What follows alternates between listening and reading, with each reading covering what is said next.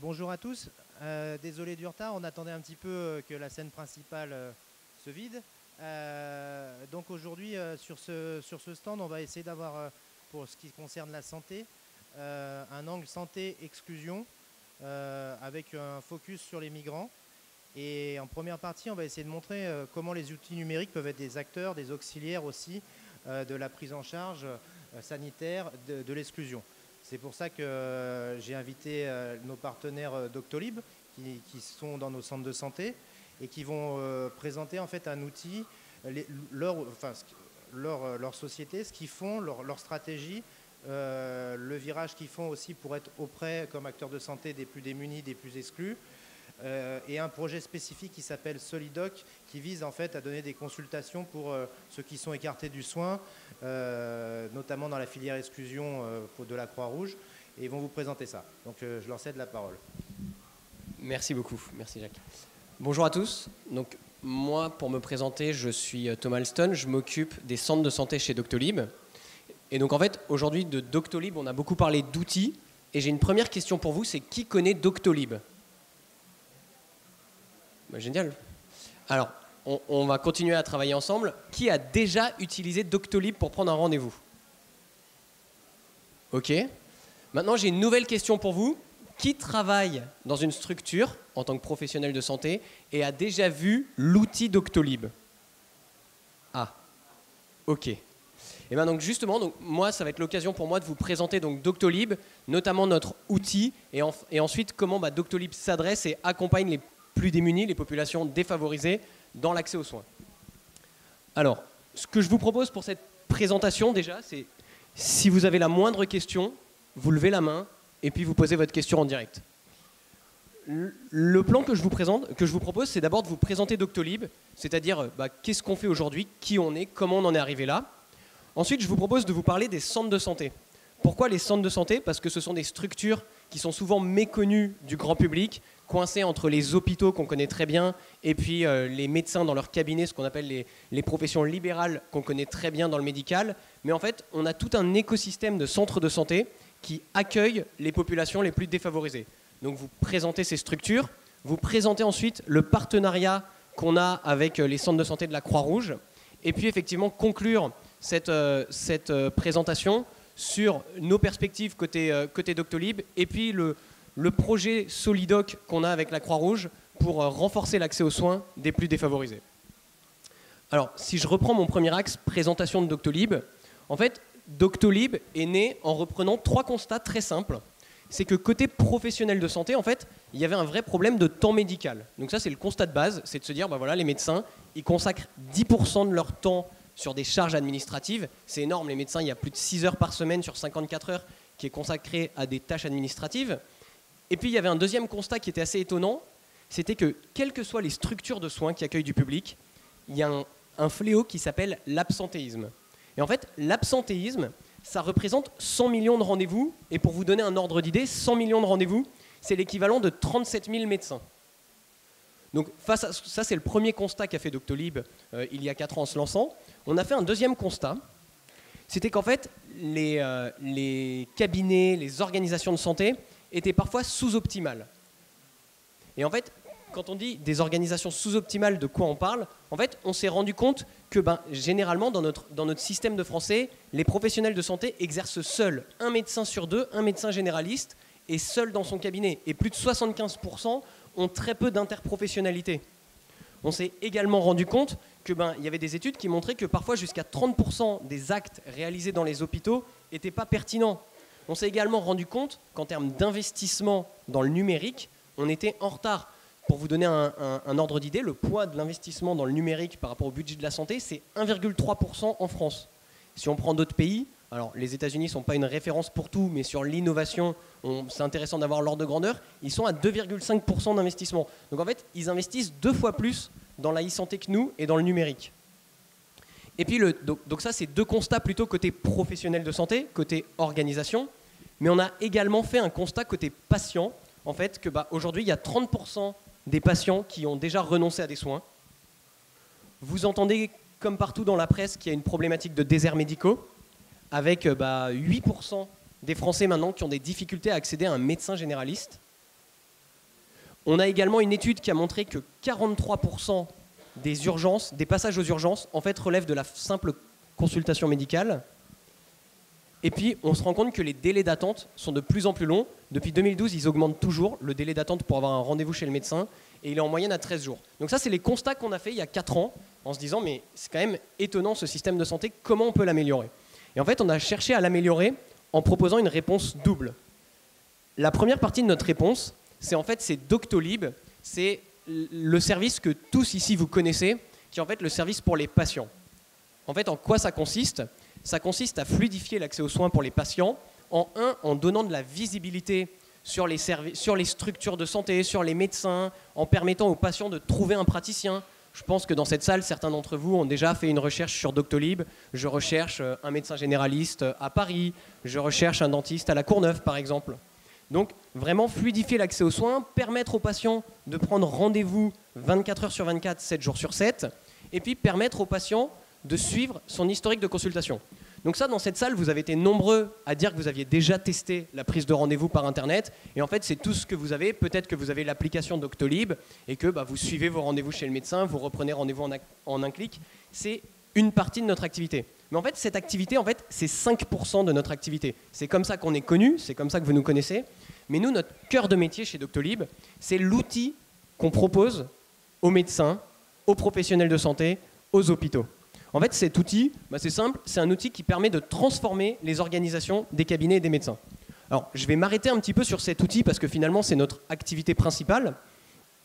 Et donc, si je reprends un peu les services que Doctolib propose aux professionnels de santé, en fait, on les a regroupés autour de 3 axes. Le premier, c'est l'optimisation de l'activité de l'organisation. En fait, Doctolib, bien sûr qu'on permet la prise de rendez-vous par Internet, mais notre cœur de métier, c'est un agenda. Et donc en fait, c'est un agenda médical qui permet de recevoir les rendez-vous pris par Internet, qui dispose de plein de fonctionnalités. Et en fait, en permettant la prise de rendez-vous en ligne, en permettant la mise en place de Doctolib, en ayant du conseil, parce que quand on installe un médecin, quand on installe un établissement de santé, on va le conseiller. On a vu un grand nombre de médecins chez Doctolib, plus de 45 000 qui sont chez nous. Et donc, on commence à avoir de l'expérience sur l'organisation de l'activité. Et donc, on va le conseiller. Quand est-ce qu'il peut mettre ses créneaux d'urgence, comment il peut s'organiser. Et en fait, tout ça, ça permet plusieurs choses tangibles. Un, la baisse du flux d'appels chez un médecin, donc du gain de temps de secrétariat, premier constat. Ça permet également de diminuer l'absentéisme, parce que si vous avez tous pris un rendez-vous sur Doctolib, vous avez tous reçu au moins un SMS de rappel de rendez-vous qui vous a dit n'oubliez pas d'assister à votre rendez-vous. Et même si vous le souhaitez, vous êtes acteur de votre santé, vous pouvez l'annuler en un clic. Et puis Doctolib, ça permet de raccourcir les délais d'attente. Pourquoi? Parce que notamment on a des fonctionnalités comme la liste d'attente. Peut-être que vous l'avez déjà essayé en tant que patient, où en fait, quand un patient annule son rendez-vous, pour pas que le créneau soit perdu, on va prévenir l'autre patient qui s'est inscrit sur liste d'attente qu'un créneau s'est libéré. Et donc là, par rapport au premier constat sur le temps médical, le temps administratif, les délais d'attente, c'est comme ça qu'on les adresse chez Doctolib. On a également un deuxième axe de service qui sont la relation entre les médecins et les patients, et notamment le canal Internet. Ce qu'il faut savoir, c'est que la prise de rendez-vous chez les professionnels de santé, c'est le premier contact que tous les patients ont avec leur médecin, quelle que soit la qualité des soins. Et en fait, cette prise de rendez-vous avait peu évolué depuis 60 ans. C'était soit par téléphone, soit on se déplaçait pour prendre rendez-vous. Et donc Doctolib apporte une véritable innovation en permettant la prise de rendez-vous 24 heures sur 24, 7 jours sur 7. On permet également aux médecins d'échanger avec les patients par l'espace patient, par tous les SMS qu'on envoie entre les patients et les professionnels de santé. Et puis en fait, on permet aux établissements de santé d'être visibles, de montrer qu'ils existent. Je ne sais pas qui dans cette salle savait que la Croix-Rouge avait des centres de santé dans lesquels on retrouve des médecins. Et je serais intéressé que les personnes qui étaient au courant lèvent la main, qu'on voit un peu. Ah, ça va, on est à domicile. Le dernier axe qu'on propose sur notre service, côté Doctolib, c'est la coopération entre praticiens. En fait, qu'est-ce que ça veut dire? Ça, c'est notre axe fort depuis 2018. Vous en avez probablement entendu parler dans l'actualité. C'est une priorité de faire collaborer entre les médecins, de développer. Il y a des parcours de soins qui existent déjà, mais parfois, il n'y a pas la technologie, il n'y a pas l'usage. Et en fait, chez Doctolib, on a développé un service d'adressage. En fait, votre médecin généraliste, maintenant, il peut prendre un rendez-vous chez un spécialiste pour vous, en un clic, en contactant le spécialiste, en lui envoyant une pièce jointe et en accédant à des créneaux dédiés. Voilà quels sont les services de Doctolib. Donc j'ai voulu passer un peu de temps pour que vous compreniez que bien sûr on fait de la prise de rendez-vous par internet, bien sûr on fournit de l'information pour les patients, mais notre cœur de métier, c'est vraiment notre outil et nos services pour les professionnels de santé. Alors aujourd'hui Doctolib, en quelques chiffres, je vous en ai déjà parlé, mais on a 45 000 médecins qui sont disponibles sur le site. En termes d'établissements de santé, on a 1000 établissements de santé. En termes de notoriété, Doctolib, aujourd'hui, dans cette pièce, vous nous connaissez tous, mais l'entreprise a 4 ans. La notoriété a pris du temps. Aujourd'hui, on a 16 millions de patients qui viennent sur notre site internet. Et je vais même vous donner un autre chiffre. On a 12 millions de Français qui ont créé un compte sur Doctolib. Ça veut dire quoi? Ça veut dire qu'ils ont déjà pris au moins un rendez-vous chez le médecin par internet. Et puis en termes d'entreprise, en termes de nombre de salariés, comme vous pouvez le voir, on est 450, 400 en France, 50 en Allemagne où on est présent. Voilà pour Doctolib en quelques mots. Je ne sais pas si vous avez des questions sur notre service, si tout est clair pour vous sur ce qu'on fait, ce qu'on propose aux professionnels de santé et où on en est. Sinon, je vous propose maintenant de vous parler d'un deuxième sujet qui sont les centres de santé, avant de passer sur les centres de santé de la Croix-Rouge. Alors, les centres de santé, je ne sais pas si vous l'avez bien en tête, mais en fait, ils ont différents statuts. Vous pouvez avoir des centres de santé qui vont avoir des statuts privés, qui vont être gérés par des associations comme la Croix-Rouge, mais qui vont être également gérés par des mutuelles. Ce qu'on appelle des mutuelles, c'est une activité particulière des mutuelles. Certaines mutuelles gèrent en fait des réseaux de soins. Et donc ça, c'est 80% des centres de santé en France, sachant qu'il y en a à peu près 1500. Et puis vous avez ensuite 20% des centres de santé qui sont gérés par des collectivités, soit par des municipalités, soit par la CPAM, la Caisse primaire d'assurance maladie, qui gère directement des centres de santé. Géographiquement, les centres de santé, on les trouve principalement à Paris, dans le nord, puisque le régime minier a un gros réseau de centres de santé, également dans le bassin méditerranéen et en région Rhône-Alpes principalement. Si on se penche un peu sur quel est l'objectif et quel est le but du centre de santé, en fait, c'est simple, il est un peu coincé, comme je vous disais en introduction, dans l'écosystème médecins libéraux, hôpitaux, mais en fait, ce sont des structures de soins primaires qui sont de proximité, qui ne font pas d'hébergement, mais qui proposent donc des consultations chez des médecins, chez des spécialistes, qui proposent également des activités de prévention et qui accompagnent les patients.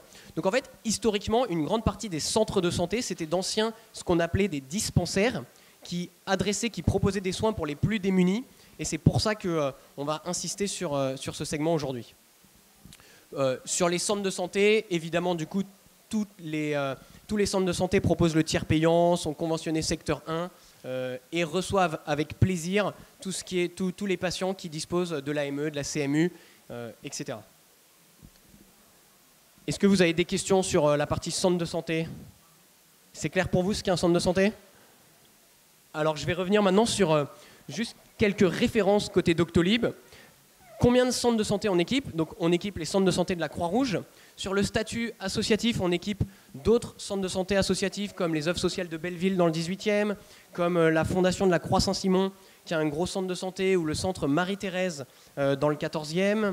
On équipe pour les mutuelles d'autres centres de santé conventionnés secteur 1 comme le Square de la Mutualité à Paris. Et puis sur les centres publics, on équipe depuis le mois de juin les centres de santé de la ville de Paris qui disposent en direct de 7 centres de santé, et puis également d'autres villes de banlieue parisienne ou de la CPAM comme la CPAM du Rhône, la CPAM de Paris. Côté centre de santé, Croix-Rouge. En fait, qu'est-ce qu'on a fait Doctolib avec les centres de santé de la Croix-Rouge? La Croix-Rouge, en fait, comme vous êtes parfaitement au courant, dispose donc de centres, 2 à Paris et puis certains en région parisienne. Vous avez 130 médecins dans ces centres qui sont donc disponibles pour les populations les plus défavorisées, les plus démunies. Et en fait, ces centres souffraient de problématiques qu'on rencontre par ailleurs, qui étaient des problématiques d'outils métiers. Ils souhaitaient innover avec leur outil métier historique, qui étaient des problématiques dans l'optimisation du fonctionnement, dans l'activité qu'on pouvait optimiser, et notamment d'apporter de la visibilité sur ce réseau de soins. Du coup, on a mis en place Doctolib il y a 1 an dans les centres de santé de la Croix-Rouge. Et en fait, 1 an plus tard, quel est le bilan? Le bilan, c'est le suivant. On a remplacé l'outil métier par l'outil Doctolib. Et l'outil Doctolib, aujourd'hui, gère 170 000 rendez-vous. Sur ces 170 000 rendez-vous, vous avez une grosse partie de rendez-vous qui sont pris par Internet. Puisque vous avez 25% de rendez-vous qui sont pris par Internet, Mais la Croix-Rouge, j'ai parlé des centres de santé, on a lancé dans un second temps le Cégide. Et sur le Cégide, donc le Cégide, pour que ce soit clair pour tout le monde, c'est une structure où vous pouvez venir faire un dépistage sur tout ce qui est IST, VIH, si vous êtes toujours avec moi. Et donc, sur le Cégide, on a 50% de prise de rendez-vous par Internet. Donc, en termes de gain de temps, imaginez qu'un rendez-vous sur 4 pour les centres de santé est maintenant pris sans rien faire par Internet. Sur l'absentéisme, en fait, ce qui est très factuel, c'est que les populations, dans les structures de soins qui accueillent des populations défavorisées, c'est vrai qu'il y a un enjeu d'absentéisme. Et en fait, l'absentéisme au sein des centres de santé de la Croix-Rouge, il était autour de 20%.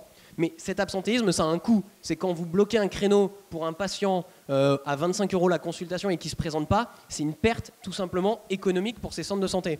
Et en fait, Doctolib a permis de réduire, de passer de 20% à 8% de taux d'absentéisme dans ces centres de santé. On a également contribué à donner de la visibilité sur ce réseau de soins de la Croix-Rouge, avec notamment des nouveaux patients qui sont venus dans ces centres de santé, des patients qui ne connaissaient pas forcément l'existence de ce réseau de soins, puisque vous avez plus de 10 000 nouveaux patients qui sont venus sur un an, avec une grosse population jeune connectée qui est venue dans ces centres de santé. Et puis, dernier point, on parle beaucoup de chiffres, de statistiques, mais nous, ce qui nous importe aussi, c'est les retours des patients, les retours des utilisateurs qui utilisent notre outil au quotidien. Et en fait, dans les centres de santé de la Croix-Rouge, on a eu des retours très positifs à la fois des patients et à la fois des utilisateurs, des médecins, des secrétaires médicales qui, toute la journée, travaillent sur notre outil en termes d'efficacité et de meilleure organisation de l'activité de consultation. Je vais maintenant vous parler des perspectives côté Doctolib et du projet Solidoc. Alors, Doctolib, je vous ai parlé d'une fonctionnalité clé et de notre vision qui est donc l'adressage, la possibilité de monter des parcours de soins et de prendre rendez-vous, qu'un médecin ou qu'un professionnel de santé ou qu'une association prenne rendez-vous directement pour le compte du patient chez un autre spécialiste. En fait, ça nous a fait naître plusieurs priorités chez Doctolib. La première priorité, c'est de se dire, aujourd'hui, Doctolib, en fait, c'est un outil qui traite le curatif. Qu'est-ce que ça veut dire? Ça veut dire que j'ai mal, j'ai besoin d'un médecin. La nuit, par exemple, je vais prendre mon rendez-vous pendant la nuit et le lendemain matin, j'irai chez mon médecin. En fait, le système de santé en France, ça, c'est tout ce qu'on appelle le curatif, mais il y a également un ensemble de structures qui font du préventif. Et ça, le préventif, c'est quelque chose de complètement nouveau dans la philosophie et pour Doctolib. Mais c'est important de le traiter, c'est important de l'adresser parce que derrière, on peut monter des parcours de soins. Alors, de quoi on parle quand on parle du préventif? En fait, chez Doctolib, on a identifié 5 axes avec des structures dédiées. Le premier axe, c'est tout ce qui est santé, famille, sexualité. Ce sont des structures qui sont gérées par les conseils départementaux, dans lesquels vous avez des médecins, des psychologues, des diététiciens, des praticiens, qui suivent les patients régulièrement. Vous avez également un deuxième axe qui est tout ce qui tourne autour des addictions, avec des centres XAPA. Je ne sais pas si ces centres vous parlent. Ce sont des centres dans lesquels vous venez pour des problèmes d'alcool, des problèmes vous souhaitez être suivi pour arrêter de fumer, des problèmes, on voit de plus en plus des problèmes autour de tout ce qui est autour de la pornographie. Vraiment, tout type d'addictions sont traités par des médecins dans ces structures. Vous avez également ensuite d'autres structures qu'on n'a pas encore commencé à adresser, mais qu'on souhaite adresser, qui sont les structures de vaccination, avec les CLAT, les structures autour de la nutrition, de l'obésité, et puis les structures autour de la santé mentale, les CMP, les CMPP. Pourquoi? Parce qu'il s'agit de centres de santé qui ont exactement les mêmes problématiques que les centres de santé, on va dire curatifs, classiques, avec beaucoup d'absentéisme, avec un enjeu d'avoir un outil métier moderne qui permette d'optimiser l'activité de consultation. Et en fait, la vision chez Doctolib sur ces structures, c'est un, de leur donner de la visibilité, parce que peu de gens connaissent leur existence, et deux, c'est de monter des parcours de soins. En fait, monter un parcours de soins, qu'est-ce que ça veut dire très concrètement? C'est de se dire que demain, vous allez chez votre médecin généraliste, vous lui dites voilà, j'ai un problème d'alcool ou je souhaite arrêter de fumer. En un clic, votre médecin généraliste, il peut prendre rendez-vous pour vous au sein de ces structures et potentiellement sur des créneaux dédiés. Et donc, c'est là l'innovation. Et en fait, quel est l'impact en termes de solidarité? C'est que quand on discutait avec les centres de santé qui aujourd'hui pourraient avoir un rôle de désengorger les urgences, de récupérer une partie des patients qui viennent aux urgences et des patients défavorisés, c'est qu'en fait, quand un médecin donne sur un bout de papier une liste de 2-3 médecins à à un patient qui ne parle pas un mot de français, qui n'a aucun réseau médical, en fait, il est perdu dans la nature. Qu'est-ce qui va se passer? Il va se passer qu'en fait, ça va s'empirer, il va attendre, et puis il va revenir voir son médecin généraliste, qui va lui demander, mais en fait, vous n'avez pas été voir le spécialiste que je vous ai recommandé. Non, parce que la prise de rendez-vous, c'est compliqué pour les populations voilà, défavorisées. Et donc, tout l'enjeu, en fait, de conclure sur le projet qu'on a avec la Croix-Rouge, le projet Solidoc, en fait, ce projet, en quoi il consiste? C'est tout simplement Enfin, Jacques, je vais peut-être te laisser le projet Solidoc de la Croix-Rouge. En fait, il y a toute la filière sanitaire contre l'exclusion qui accueille des migrants et qui s'est dit, mais ces migrants, en fait, on a une problématique d'accès aux soins. C'est clair et net. Et du coup, on a travaillé Doctolib et la Croix-Rouge, mais également avec d'autres acteurs locaux, avec des médecins libéraux, avec la mutualité dans une zone à l'est, où en fait, on s'est dit, mais ce qui pourrait être génial, c'est de réserver, que les médecins réservent des créneaux dans leur agenda Doctolib, que Doctolib fournisse aux associations un petit espace sécurisé dans lequel ils vont pouvoir disposer de créneaux qui leur sont réservés, des créneaux de consultation solidaire, et comme ça, l'association pourra prendre rendez-vous en un clic pour le patient dans ces structures. Et donc voilà en fait quelle est la philosophie des consultations solidaires qu'on souhaite mettre en place avec la Croix-Rouge. Et donc c'est un projet qui on espère aboutira fin 2018. Juste pour compléter, le dispositif Solidoc n'est pas uniquement un dispositif migrant, il couvre toute la filière exclusion, migrants et SDF, personnes en exclusion, en situation d'exclusion. Il n'est pas uniquement dédié aux migrants. Et donc, effectivement, on va lancer un pilote dans la région Grand Est, notamment dans les villes de Reims et de Troyes. Et l'idée, c'est après de le déployer partout si ça prend bien. C'est une initiative qui est supportée par l'ARS. Donc, effectivement, on est dans ce qu'on appelle les expérimentations aussi de l'article 51, c'est-à-dire de l'innovation en santé. Et donc, c'est un beau projet. On espère qu'on va bien le mener au bout et qu'on va pouvoir le déployer un peu partout en métropole et même ailleurs. Donc voilà. Donc effectivement, pourquoi j'ai fait venir Doctolib? Parce que c'est un peu surprenant, mais déjà parce qu'on est quand même sur l'innovation, une journée innovation, et que le numérique c'est aussi le cœur de l'innovation. Et c'était vraiment pour montrer que le numérique, les startups peuvent être des auxiliaires en fait de l'offre de soins, et ça le sera de plus en plus. Il ne faut pas se leurrer, le monde change, et on aura bientôt beaucoup de partenariats publics-privés dans la même optique d'optimisation des parcours de soins. Là, c'est sur l'exclusion, c'est sur la solidarité, mais ça sera vrai dans tous les secteurs. Donc c'était pour ça, et donc je remercie beaucoup Doctolib de sa présence aujourd'hui, et également de ce qu'ils ont fait dans les centres de santé. Voilà. Vous avez des questions?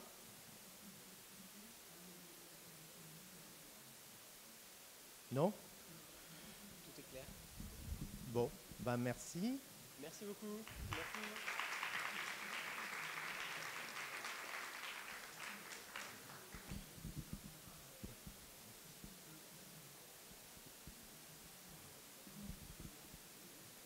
Donc Bernard. Donc maintenant, on va enchaîner avec nos amis de la Croix-Rouge kenyane qui nous ont fait le plaisir de venir, qui vont nous présenter leurs innovations en matière de e-santé et de nouvelles technologies. Et on les remercie d'être venus et d'être venus d'aussi loin pour nous présenter leurs innovations. Tout ça grâce aussi à la DROI, la direction des opérations internationales. Et je me permets d'accueillir le docteur Bernard Simon, qui est responsable de la santé pour la Croix-Rouge française. Et donc on va vous faire une présentation de la Croix-Rouge kenyane et de l'innovation en santé, et également le virage numérique que prend tout l'Afrique. Parce que souvent, on a l'impression que les startups, les nouvelles technologies en santé, c'est une affaire, je dirais, qui est cantonnée à l'Europe, aux États-Unis, mais c'est pas vrai, c'est une idée totalement fausse. Il y a énormément de startups en Afrique, il y a énormément de projets numériques qui se développent en Afrique, et il convient de les mettre en avant et de les aider. Voilà. Donc, je te cède la parole. Bonjour. My name is Bahati, as you have heard. I'm from the Kenya Red Cross, and I am a software developer by profession, and I'm in the Kenya Red Cross ICT department. Bonjour, je m'appelle Bahati, je suis développeur de logiciels et je travaille à la Croix-Rouge kenyane. dans le département ICT, technologie. All right. You need to put the mic on the mouth. Okay, so right. So I'm not here to present to you one platform. I'm here to present to you multiple platforms that we have been using to solve some of our problems. And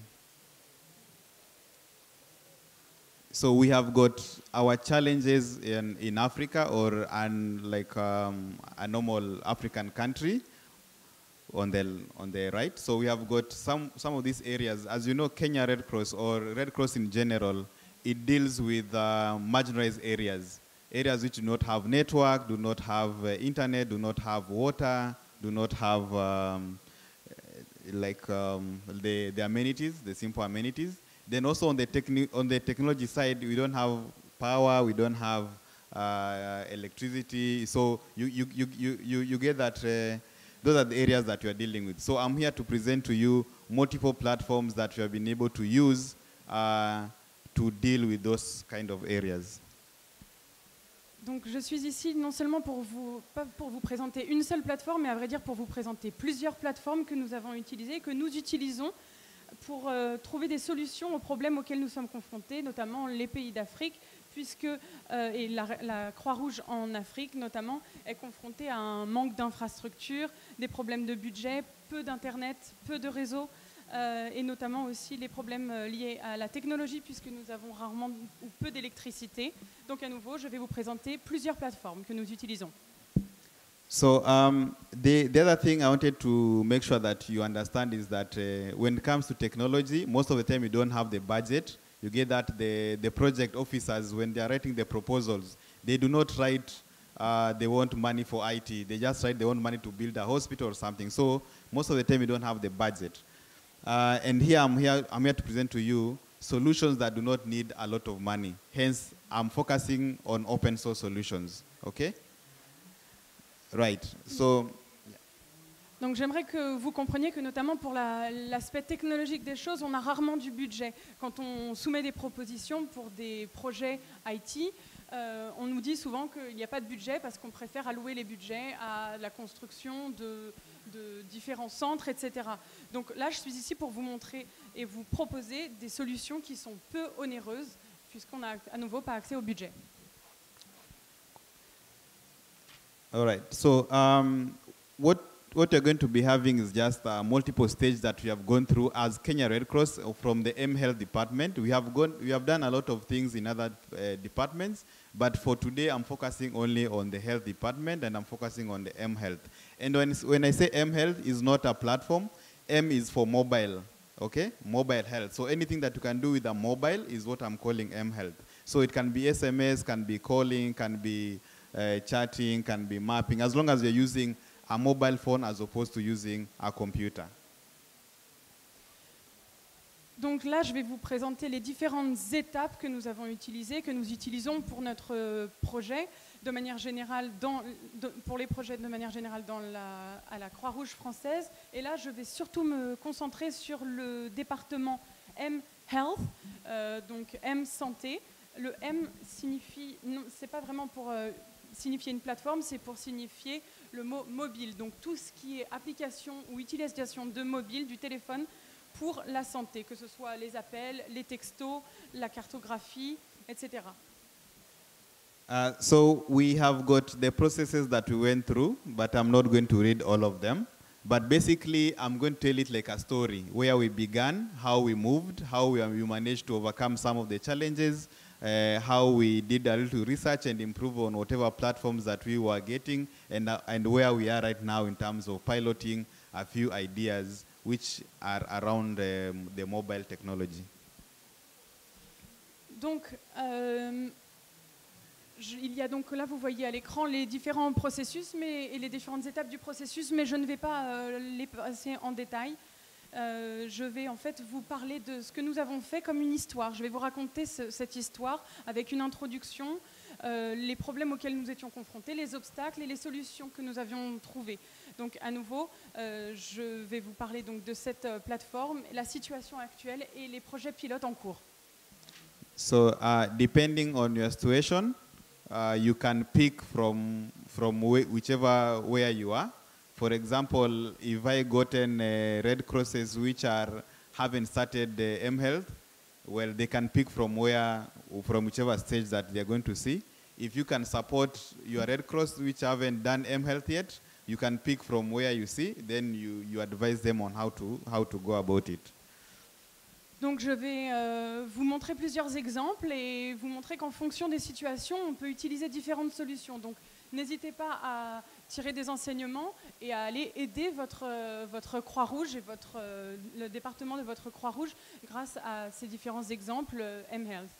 So for us, we started very simple. People were collecting data using paper.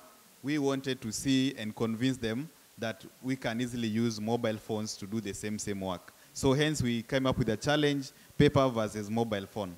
So we went to the ground, we gave some volunteers papers, other volunteers gave them phones, and they went to the informal settlements or slums, and they collected the data. And those were the findings.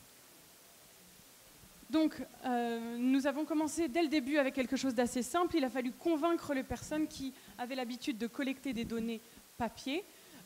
Il fallait les convaincre d'utiliser des téléphones portables. Donc nous sommes allés sur le terrain pour essayer d'aller les convaincre et de commencer à utiliser les téléphones portables afin de collecter les données. On a fait ça sur le terrain, dans des bidonvilles, etc. All right, so again, open source solutions, free applications, no money being used. So we used a platform called ODK. That's what you can see on the right, the pictures. So ODK is open source and free. Android platform, unlike iPhone, Android is very free and it's also open source. By open source, I mean you can pick the code and you can customize it and use it for whatever you want. All right? Donc, nous utilisons, là je vais vous présenter donc, ce que nous utilisons, qui est une plateforme qui est open source et qui est gratuite. Au début, nous utilisions ODK, que vous voyez à droite, qui est à nouveau gratuite en open source, et Android, qui est très facile d'utilisation. Et ce que j'entends par open source, c'est qu'on peut utiliser et choisir le code et ensuite aller modifier les paramètres. So from there, after the pilot, we saw that mobile had won, and we had physical evidence to show that mobile is better for data collection. So what we did next was we decided to invest in mobile phones. This is in 2014. So there were no many people with smartphones. So smartphones was a big deal. So we convinced the department to invest in buying a few mobile phones which can be used during data collection. Donc, à partir de cela, nous avons voulu créer un projet pilote. Nous avons vu donc que le téléphone portable était bien plus utile pour la collection des données que le papier. Nous avions des preuves tangibles de cela. Donc, nous avons décidé de demander de l'investissement. À nouveau, c'était en 2014, donc il y avait peu de téléphones en circulation à l'époque. Et nous avons convaincu notre département d'investir et d'acheter quelques téléphones portables. Right. So, and you need to understand in this, I don't know how many IT people are here, informatic people, but convincing head of departments or people to invest in mobile phones is not very easy. But for us, it was successful because we had a very supportive staff and very intrigued volunteers, because we are still using the volunteers to do the actual data collection. And also we had the head of departments who actually sign off the money to buy the phones, you know. So if they don't agree, you can't buy the phones. So they were very supportive. Il faut que vous compreniez, je ne sais pas combien de personnes de départements IT informatique sont présents ici, mais c'est jamais facile de convaincre des départements d'investir dans des téléphones ou dans la technologie. Mais pour nous, ça a été plutôt facile puisque nos équipes et nos volontaires nous ont vraiment soutenus dans cette démarche. So for this case, the health department, even as we speak, is very supportive of technology and innovation. So next, we had bought phones, so we need to train volunteers. So we got our volunteers in terms of capacity building. We had to train volunteers on how to use mobile phones. Again, That time, they were using feature phone, these simple phones, but now we had smartphones, so we had to train them how to use the smartphones. We also trained the volunteers, and also we encouraged the volunteers to buy smartphones. Donc, nous avons la chance au département de la santé d'avoir à nouveau un département qui soutient l'innovation et la technologie. Donc, nous avions acheté des téléphones et maintenant il fallait trouver des volontaires que nous allions former pour faire du renforcement des capacités et pour qu'ils puissent utiliser leur téléphone pour la collection des données. Right. So the other thing is that at the branch level, there was no internet. So we tried to encourage the branches to have internet at the branch level, so that when you collect data, you can just send from the branch level.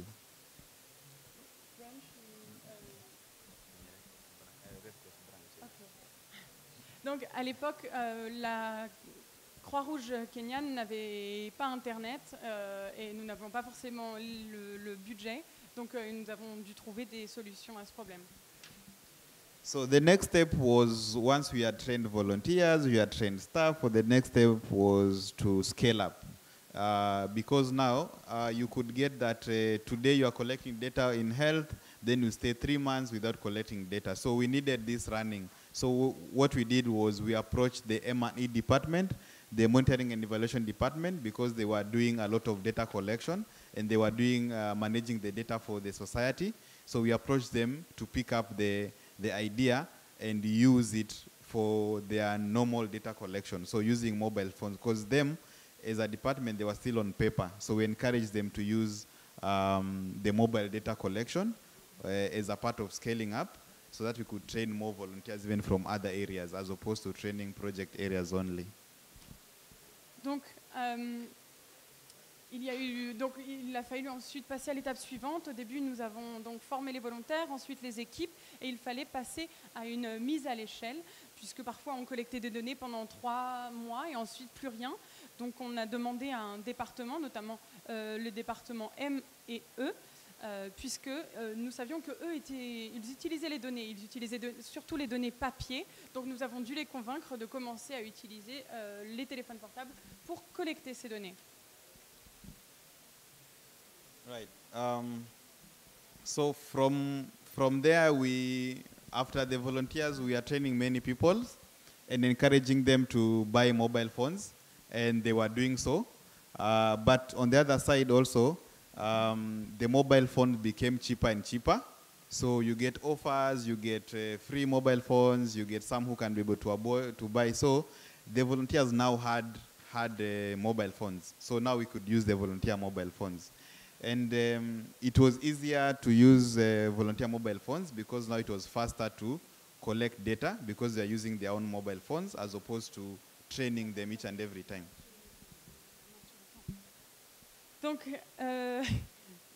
nous avons essayé d'encourager les volontaires à acheter des téléphones, et à l'époque, les téléphones commençaient à baisser en coût, c'était de moins en moins cher, et donc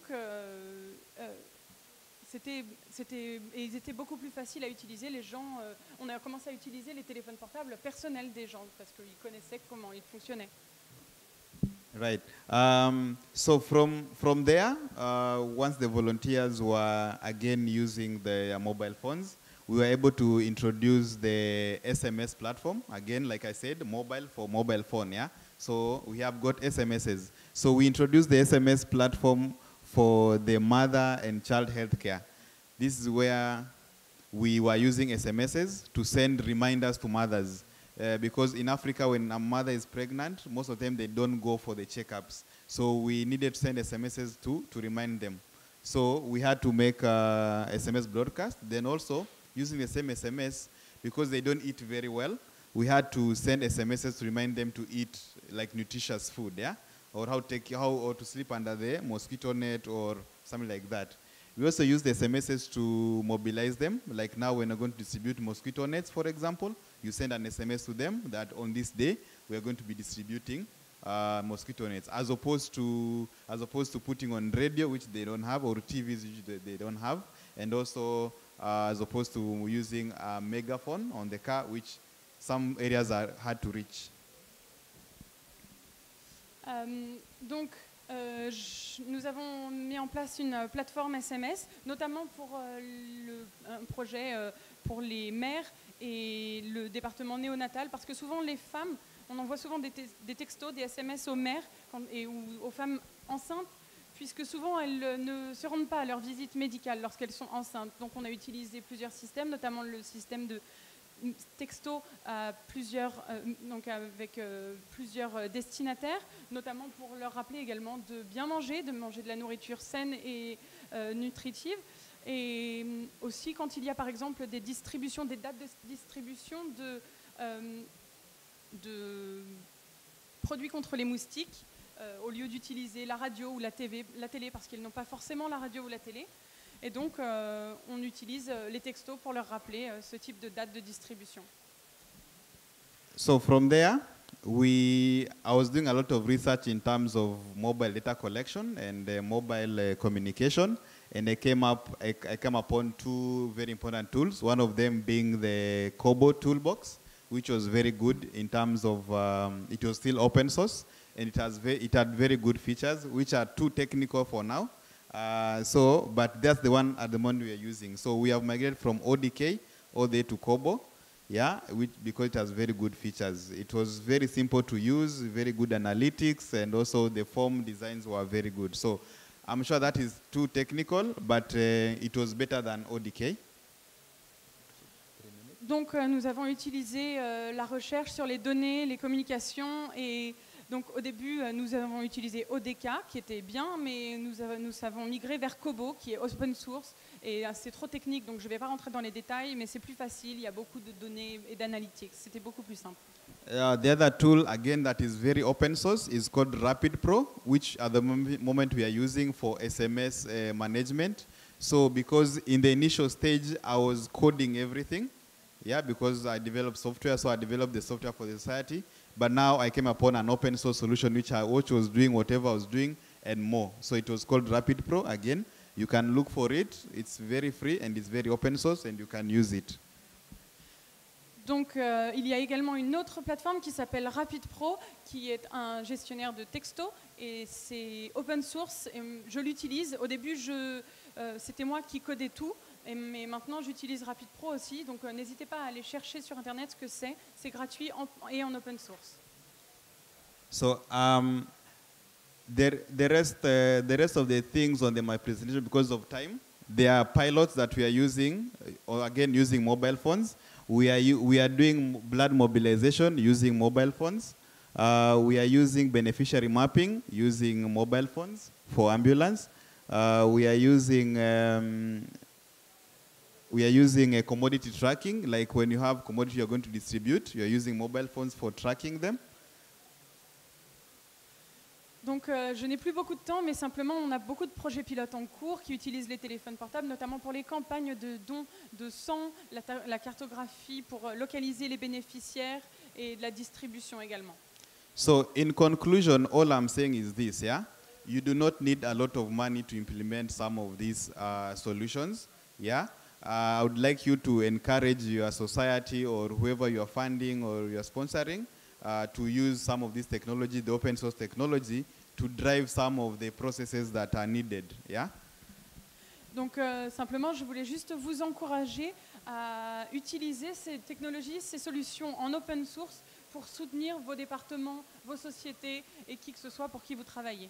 We also want to encourage the innovative ideas and also use the free applications to do some of those things. Yeah, and also to make sure that the volunteers are they are trained in terms of using these softwares, so that now when you're implementing some of these things, you don't need a very big budget to drive some of the IT solutions. Yeah, that's why I already wanted to present this. La raison pour laquelle je voulais présenter cet outil, c'est que je vous encourage vraiment à vous intéresser aux innovations et à utiliser les applications qui sont gratuites. Et aussi, il faut que vous vous assuriez que vos volontaires sont formés pour cela. Et sachez qu'il y a vraiment beaucoup de solutions disponibles et gratuitement. If you want more information, I'll be somewhere. I'll answer any question, yes. Si vous avez d'autres questions, je serai dans la salle où vous pouvez me trouver. Je suis pas loin.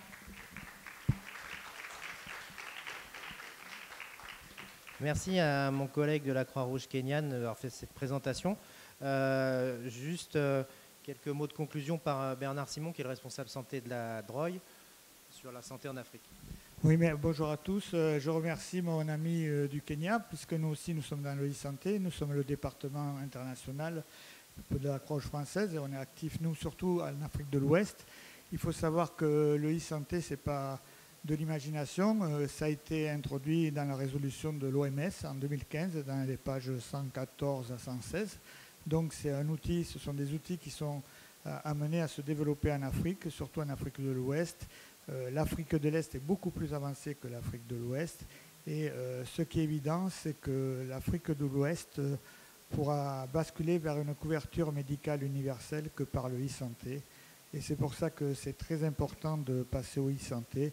Et la deuxième recommandation qu'on pourrait faire, c'est que les projets pilotes, il y a de multitudes de projets pilotes dans beaucoup de pays. Malheureusement, ces projets pilotes, après, quand ils sont terminés, ils n'ont pas pour vocation de continuer.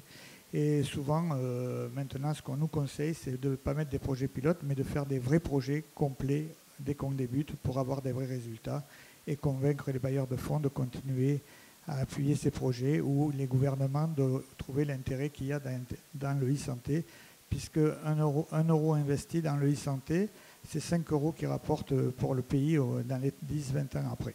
Voilà. Donc je remercie mon ami kenyan et j'espère qu'on va faire de la coopération ensemble parce qu'il y a quelques outils que nous utilisons aussi. Et je vais passer maintenant de nouveau la parole à Jacques pour introduire le projet sur les migrants.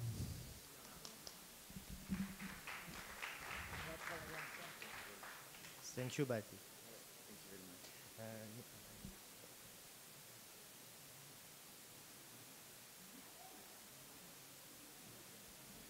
Maintenant, on va passer à la troisième séquence qui est orientée santé migrants.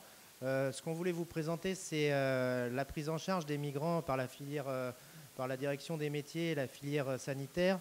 Et ce qu'on a pu faire, mettre en place des premières consultations migrants, les outils qu'on a développés, notamment le carnet de santé migrants.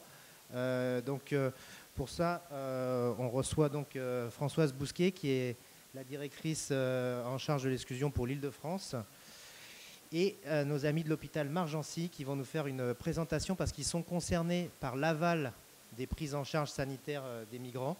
Et donc, on va avoir cette présentation aussi. Je pense que c'est important de zoomer sur les migrants. Ce n'est pas qu'une actualité, c'est une réalité pour nous. Et parfois, on est confronté à des difficultés d'hébergement, de prise en charge sanitaire. Et donc, c'est intéressant d'avoir une réflexion collective. Je cède la parole à Françoise qui intervient sur d'autres tables rondes pour présenter tout de suite quelques outils.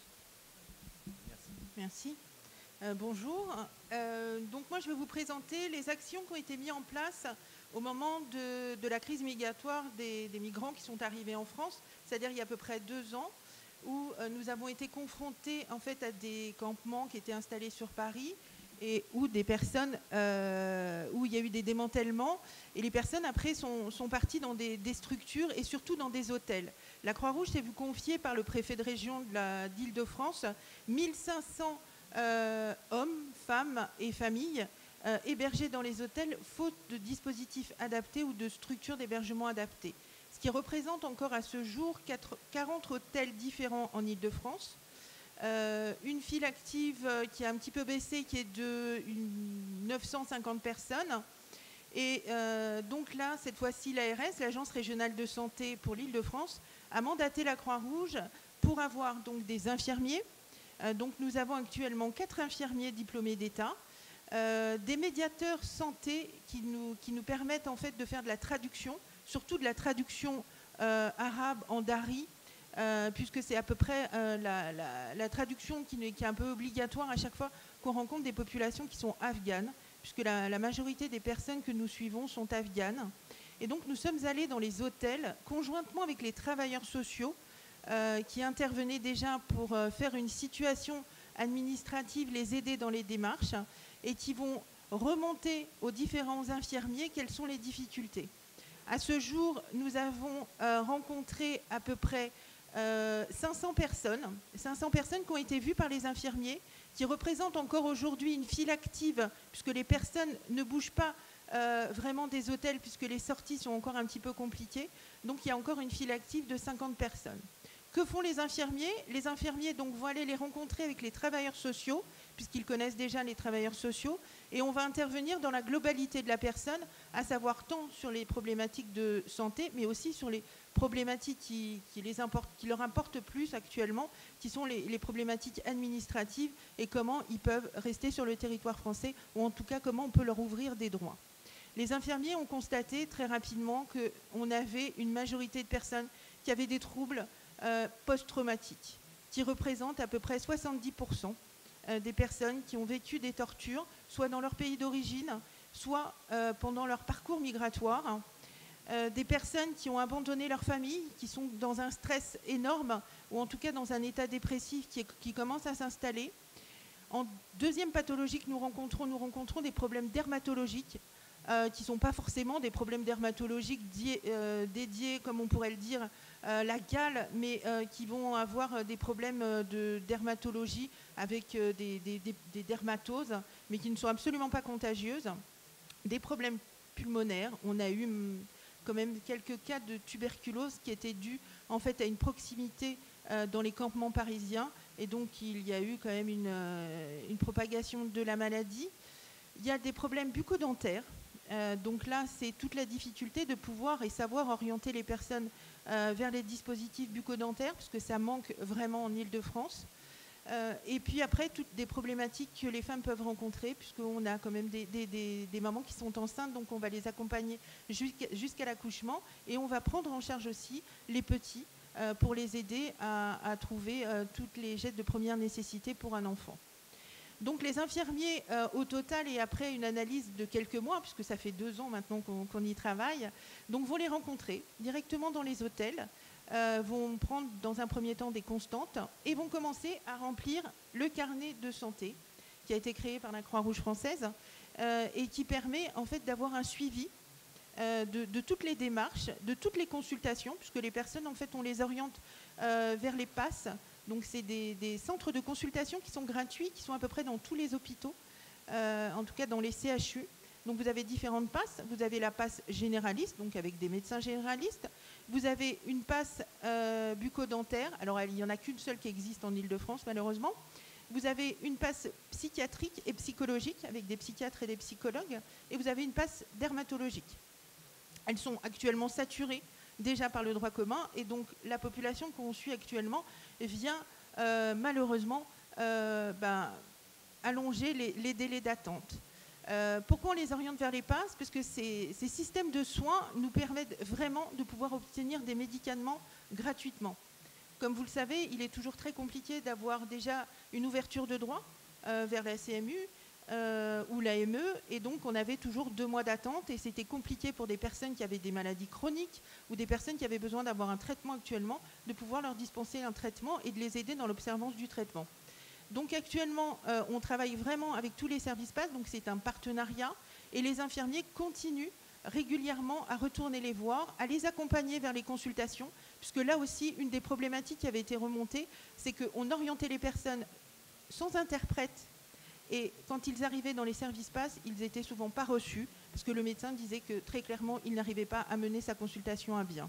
Donc la Croix-Rouge s'est dotée, avec l'Agence régionale de santé, sur des médiateurs interprètes qui ne font que de la traduction de santé, pour lesquels donc, on est dans un secret partagé, et qui travaillent en binôme avec les infirmiers qui continuent à aller les voir. On arrive quand même à maintenir des personnes sur le territoire français pour soins, parce qu'il y a des pathologies quand même qui sont gravissimes, hein, toutes les pathologies qu'on peut retrouver. Et puis, on arrive aussi maintenant à pouvoir les orienter vers des structures d'hébergement qui ont été ouvertes pour continuer à les suivre et leur permettre de pouvoir adhérer aux soins, les accompagner, leur expliquer le traitement, faire la traduction des médicaments et surtout les rassurer et leur donner une écoute bienveillante qui très souvent leur manque, où ils peuvent parler autre chose que de leur situation administrative, puisque quand on est hébergé dans un hôtel, c'est déjà compliqué, mais alors on est dans un isolement complet et on est vraiment à tourner en rond sur les difficultés administratives, et à aucun moment on arrive à pouvoir discuter avec eux de leurs problématiques journalières, de la problématique de leur famille, ou de leurs problématiques de santé, surtout quand on est dans l'annonce quand même d'une pathologie qui est grave, et de pouvoir les étayer. Donc le constat malheureusement qu'on a à l'heure actuelle, c'est qu'il manque crucialement de psychiatres et de psychologues pour pouvoir les accompagner. J'ai envie de vous dire, c'est à peu près la même problématique qu'on a actuellement dans le droit commun, puisqu'on manque vraiment de médecins et de psychiatres et de psychologues pour accompagner toutes ces personnes. Donc voilà, c'est un travail qui est fait conjointement entre des médecins, des infirmiers pardon, et des assistantes sociales qui vont rencontrer toutes ces personnes.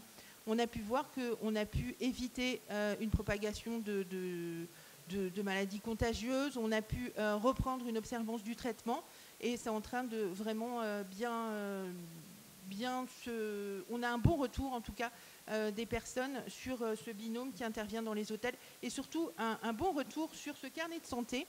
Et le carnet de santé, malheureusement, il le perd de temps en temps. Donc on travaille avec Euroconnect et on va placer toutes ces données sur Euroconnect. Donc je ne sais pas si vous connaissez, c'est Euroconnect, en fait c'est une base de données, et avec un code, même s'ils sont dans un service pass, même s'ils sont sur un médecin généraliste, en fait ils donnent leur code, ou ils tapent leur code, c'est beaucoup mieux dans la confidentialité, ils tapent leur code et on peut retrouver tout leur dossier médical, puisque tout est rangé dans leur dossier sur le site Euroconnect, et donc il n'y a plus de perdition et on n'est pas obligé de refaire des examens qui ont déjà été faits dans d'autres hôpitaux. Voilà, je vous remercie.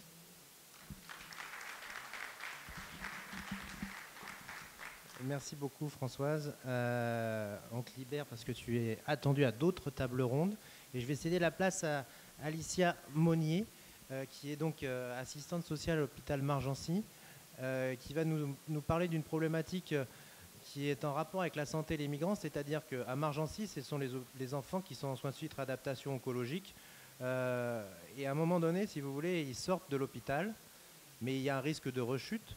Mais pendant ce temps-là, la situation administrative de leurs parents ne s'est pas réglée, et donc potentiellement ils sont expulsables, et donc on arrive à un problème de prise en charge de l'aval. Qu'est-ce qu'on fait dans ces situations? Comment on organise la suite? Est-ce qu'il ne peut pas avoir des appartements de coordination thérapeutique qui peuvent faire le tampon, la jonction, le temps que les situations administratives soient régularisées? C'est un vrai problème, parce que nous, on est à l'hôpital, normalement, on est là pour soigner, mais dans ce type de contexte, il faut également qu'on prenne en compte la dimension d'accès au droit. Et c'est pour ça que j'ai voulu mettre en avant aussi une fonction qu'on ne voit pas forcément toujours, la fonction d'assistante sociale, qui est clé chez nous à la Croix-Rouge. Et donc Alicia va nous présenter ce qu'elle fait et les projets notamment qu'elle a avec Françoise Bousquet pour essayer de débloquer les situations administratives. Donc je lui cède la parole. Merci beaucoup. Donc je vais essayer de faire assez clair et... Non mais je vais comme... Ok, ça marche. Donc bonjour. Donc effectivement, nous sommes l'hôpital d'enfants de Margency, qui a un stade distant juste à côté, donc un soin de suite et de réadaptation, donc a priori plus sur le versant médical. Maintenant, actuellement, en tout cas pour les services qui me sont confiés, donc en onco-hématologie, donc toutes les pathologies cancéreuses et maladies du sang de l'enfant, puisque nous sommes pédiatriques. Nous avons actuellement sur une vignette clinique des enfants dans nos lits, 80% d'enfants venant des dom-tom et de l'étranger.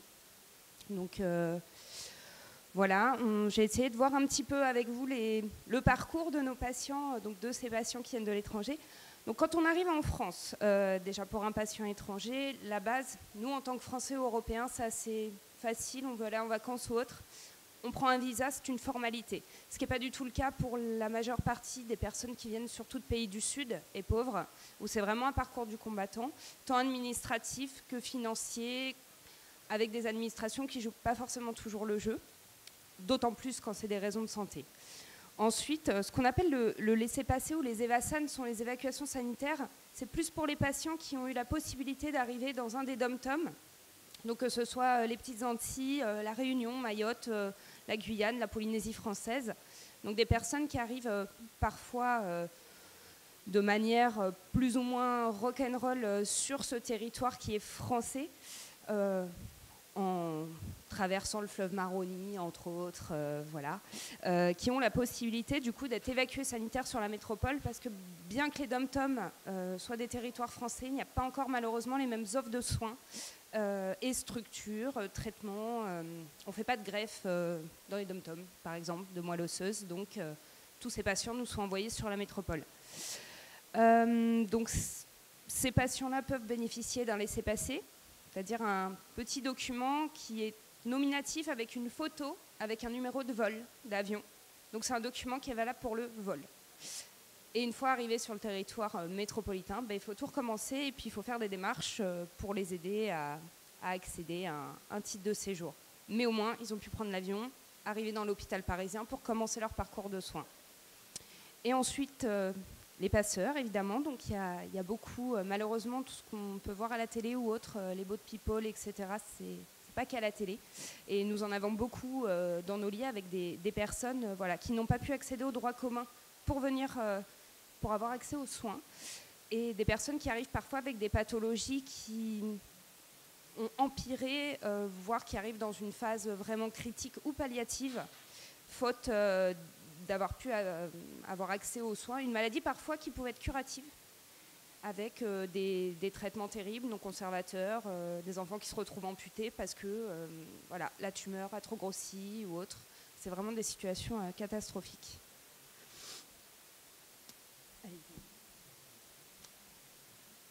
Donc voilà, vous pouvez passer, tout. Au niveau du droit au séjour, donc on parle beaucoup des papiers et des sans-papiers. Donc à savoir que les mineurs, les enfants jusqu'à 18 ans, n'ont pas à avoir de papier. Il n'y a pas de carte de séjour pour les mineurs, parce que ça n'existe pas et que ce n'est pas exigé. Néanmoins, donc nous sommes pédiatriques, mais ces enfants, pas tous malheureusement, mais sont accompagnés souvent au moins d'un parent qui, lui, va se retrouver sur le territoire en situation d'irrégularité pour être au chevet de son enfant avec une maladie extrêmement grave. Nous, pour les 90%, on va dire, des enfants accueillis dans notre hôpital, il s'agit d'affections longue durée et de pathologies chroniques, parfois dégénératives. Voilà, donc pour avoir un titre de séjour, à la base, il faut prouver son identité, il faut avoir une adresse, il faut pouvoir prouver qu'on est en France et depuis tant de temps. Ça paraît très simple pour des personnes comme nous, qui demandons un acte de naissance à notre commune de naissance qui nous est soit envoyé par mail, soit par courrier sous 7 jours, ce qui n'est pas le cas du tout dans la majeure partie de beaucoup de pays, encore une fois, où l'administration n'a pas ce développement-là, avec parfois un acte de naissance qu'on vous délivre quand vous naissez. Et c'est le seul que vous aurez de votre vie. Donc quand vous avez fait un parcours par un bateau, en passant par des souterrains, avec des gens qui vous disent de courir, etc. Au mieux, on arrive avec un petit bout d'acte de naissance où la postille est toute déchirée. Et puis sinon, il faut se débrouiller une fois arrivé en France pour aller à son ambassade, en sachant qu'on est venu illégalement, leur dire « Bonjour, je viens d'arriver, je suis là illégalement et du coup, je voudrais un document. » Donc j'aime mieux vous laisser imaginer comment ils se font recevoir. Un petit peu compliqué. Ensuite, c'est vrai qu'on est en pleine réforme actuellement avec le projet de loi qui est en train de passer. Et on a pu voilà, un petit peu voir depuis le mois de décembre les indications qui vont être données à la politique migratoire dans les futurs mois, futures années. Donc il y a 2 gros axes sur la loi qui est en train d'être votée. Donc le renforcement du droit de l'asile, avec des procédures qui vont être moins longues et un accueil qui va être, dans les textes en tout cas, améliorée, et une lutte massive contre l'immigration illégale. Voilà. Je fais juste une petite aparté. Donc voilà, au niveau des divers cartes de séjour, c'est vrai qu'en fonction de la situation des personnes, nous on est plus sur des autorisations de séjour provisoires pour les parents d'enfants malades, c'est-à-dire que le parent va pouvoir avoir un titre de séjour le temps des soins de son enfant, le temps des soins intensifs. Un enfant qui va par la suite devoir avoir un suivi avec des examens, avec des consultations, avec un plateau technique qu'il n'y aura pas dans son pays d'origine s'il y retourne. Donc ce qui est parfois un petit peu compliqué. Au niveau de le document de circulation d'étrangers mineurs, c'est l'équivalent de carte de séjour qui n'est pas censé exister pour les mineurs, qui est maintenant de plus en plus régulièrement demandé pour beaucoup de démarches pour les parents.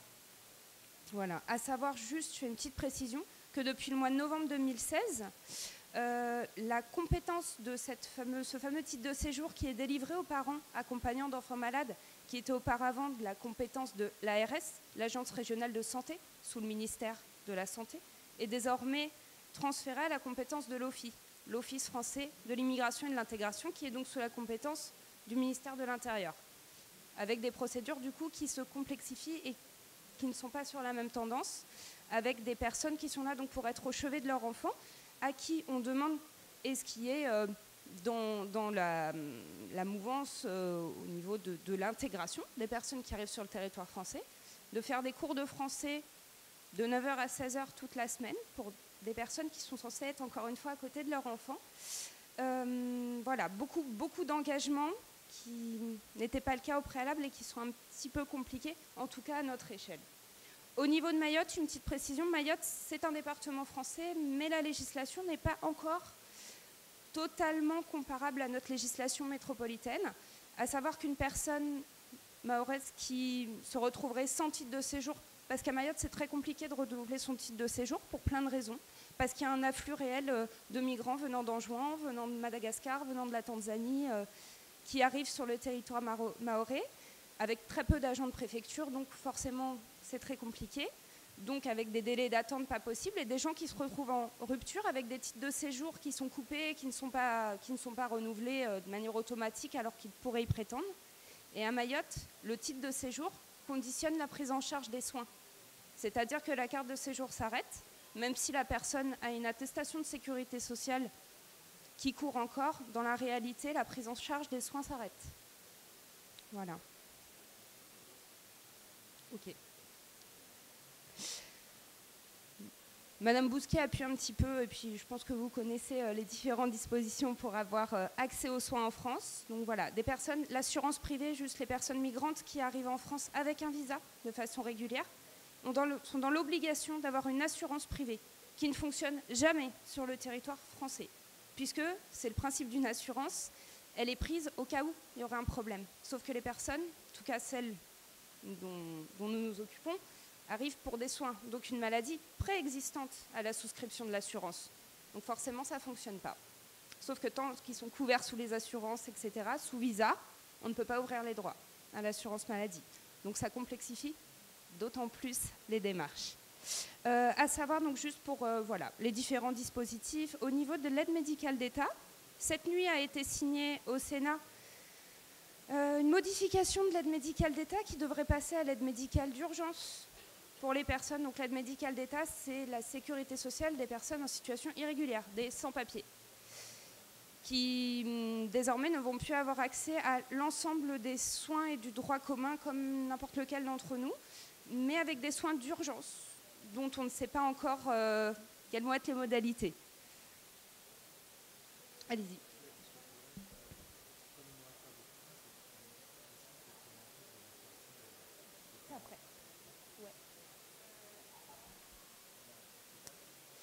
Après.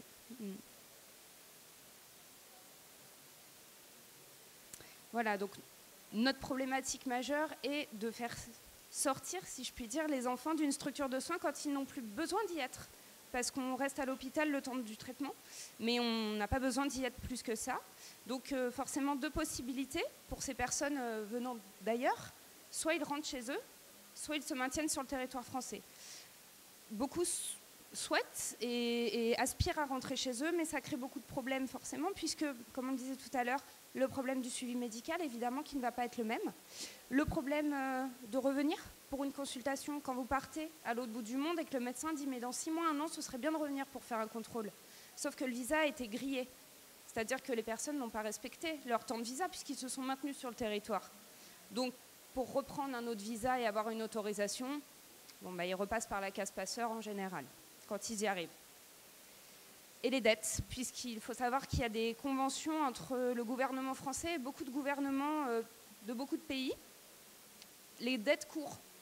C'est-à-dire qu'une personne qui n'a pas eu de sécurité sociale et qui a contracté une dette aux hôpitaux publics va se retrouver en rentrant chez lui, dans son pays X ou Y, avec les factures qui lui arrivent et parfois des saisies.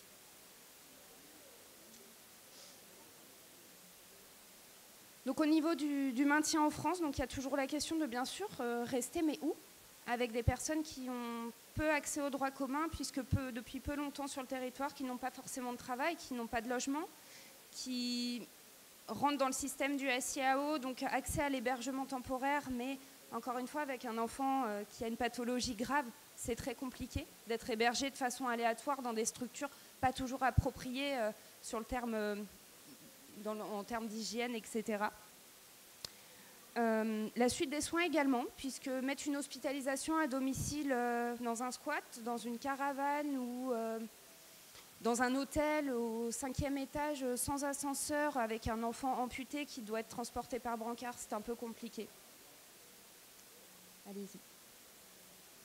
Au niveau du handicap, ce qui est compliqué, ça va plus être... de toute façon, toutes les structures, hein, on le sait malheureusement, que ce soit les IME, les MAS et compagnie, toutes les structures apparentées handicap, il y a de très longues listes d'attente, spécifiquement en Ile-de-France, mais également dans l'ensemble de la France. D'autant plus quand il n'y a pas ce qu'on appelle un projet.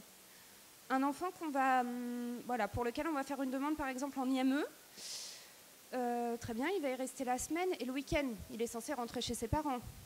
Mais quand les parents n'ont pas de logement, forcément ça pose problème et ça bloque d'autant l'entrée dans une structure adaptée pour cet enfant.